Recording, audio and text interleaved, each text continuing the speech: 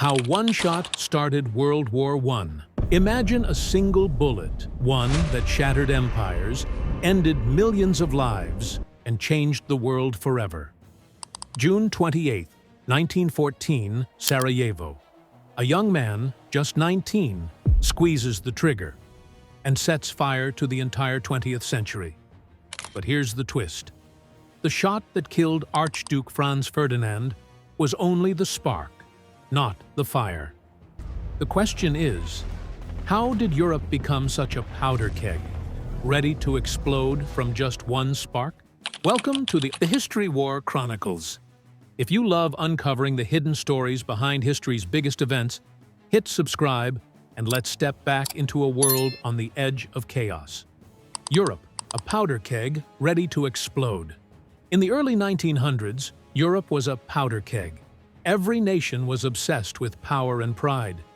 Germany, France, Russia, and Britain all were racing to prove military dominance. Weapons were piling up, armies were expanding, and military strength became a symbol of national glory. But beneath this restless competition, a deeper tension brewed. The great powers didn't trust one another. They watched each other's every move, building alliances not out of friendship, but fear. Germany, newly united and ambitious, sought its place in the sun, determined to challenge Britain's naval supremacy. France, still haunted by the loss of Alsace and Lorraine to Germany in 1871, waited for a chance to reclaim its honor. Russia, vast but unstable, looked to defend its Slavic brothers and extend influence over the Balkans. And Britain, the empire on which the sun never set, struggled to maintain balance as rival nations grew stronger by the day. This tangled web of ambition created two great camps: the Triple Alliance of Germany, Austria, Hungary, and Italy, and the Triple Entente, Britain, France, and Russia.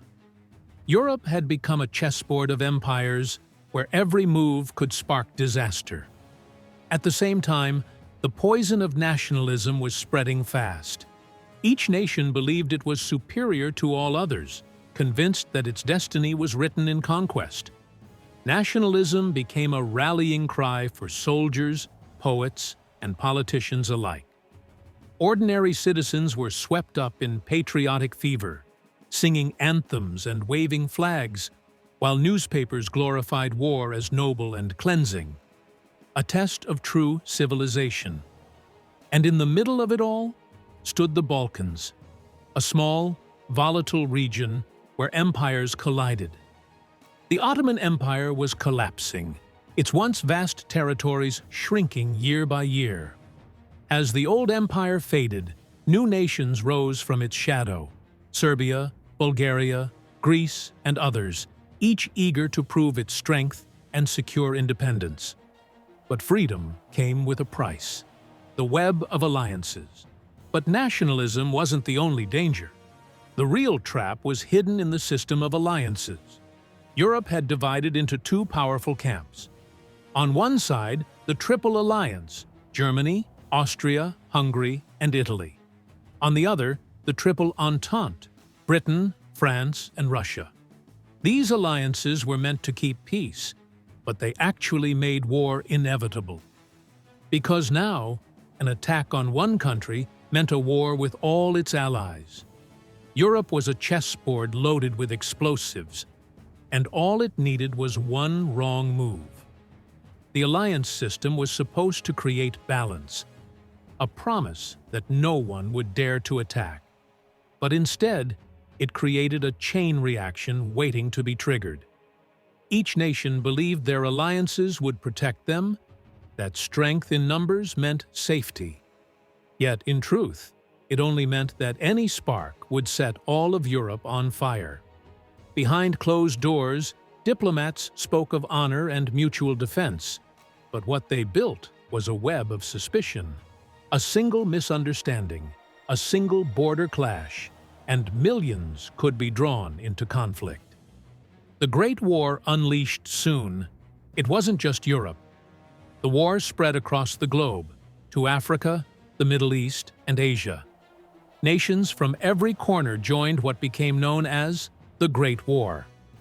What began as a clash of empires now pulled in colonies, allies, and distant territories. Britain and France drew soldiers from India, Canada, Australia, and Africa. Japan entered the war on the side of the Allies, seizing German colonies in the Pacific. The Ottoman Empire joined Germany and Austria-Hungary, turning the Middle East into yet another battlefield. From the deserts of Arabia to the jungles of Africa, millions who had never seen Europe were now fighting and dying for it. The battlefields of Europe became landscapes of horror. The Western Front, stretching from the North Sea to Switzerland, turned into a line of trenches, muddy, frozen, and filled with men who lived like ghosts beneath the earth. Days bled into nights, months into years, as soldiers endured unending bombardments. Machine guns cut down entire waves of troops in seconds. Artillery shells shattered fields and mines alike. In 1915, a new terror arrived: poison gas. Clouds of chlorine and mustard gas crept across the wind, burning lungs, blinding eyes, and leaving soldiers clawing at their masks in agony. The age of honor had vanished, replaced by industrialized death. Technology advanced faster than humanity could control it. Tanks rolled across battlefields for the first time, slow and clumsy, but unstoppable. Airplanes, once fragile inventions, became machines of reconnaissance and destruction. Zeppelins dropped bombs over London. Fields that once grew wheat were now filled with crosses. Families received telegrams instead of homecomings. A generation of young men vanished, leaving behind a silence that no celebration could fill. By 1917, exhaustion gripped every nation. Russia, torn by revolution, withdrew from the fight. The United States entered the war, bringing fresh troops and renewed energy to the Allies. But victory still came at a terrible price. In November 1918, after 4 long years, the guns finally fell silent. An armistice was signed. The soldiers laid down their weapons, and a stunned world tried to comprehend what it had done to itself. Over 16 million soldiers and civilians were dead. Tens of millions more were wounded or displaced. The Austro-Hungarian, Ottoman, German, and Russian empires gone. New nations rose from the ruins, but the old world, the one that had marched so proudly into war, was gone forever. They called it the war to end all wars. But even as the world buried its dead, the seeds of another conflict were already being sown. One bullet started it all, but the hatred, revenge, and destruction it created didn't end there.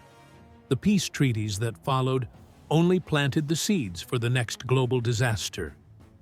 Because just 20 years later, another man rose to power, and the world once again fell into chaos.